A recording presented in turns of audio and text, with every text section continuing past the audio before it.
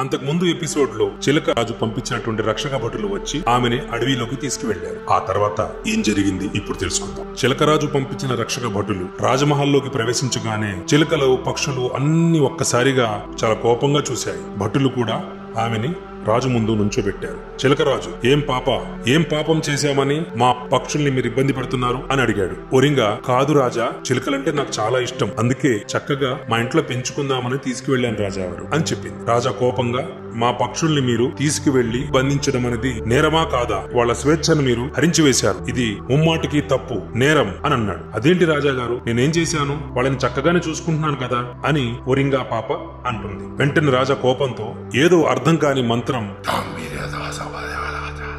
అని చదువుతాడు. ఒక్కసారిగా ఒక వెలుగు వచ్చింది. కళ్ళు మూసుకుని తెరిచే లోపు ఒరింగా మొత్తం చిలకగా మారిపోయింది. కానీ తల మాత్రం అలాగే ఉండిపోయింది. ఒక మనిషి తలలాగా ఉన్నటువంటి ఒరింగా తన శరీరం మొత్తం చిలకలాగా మారిపోవడం చూసి ఒక్కసారిగా ఏడవడం మొదలుపెట్టింది. ఆ తర్వాత ఏం జరిగిందో నెక్స్ట్ ఎపిసోడ్ లో చూద్దాం. అంతవరకు ద స్పారో టీవీ లైక్ చేయండి, షేర్ చేయండి. Take care, by by.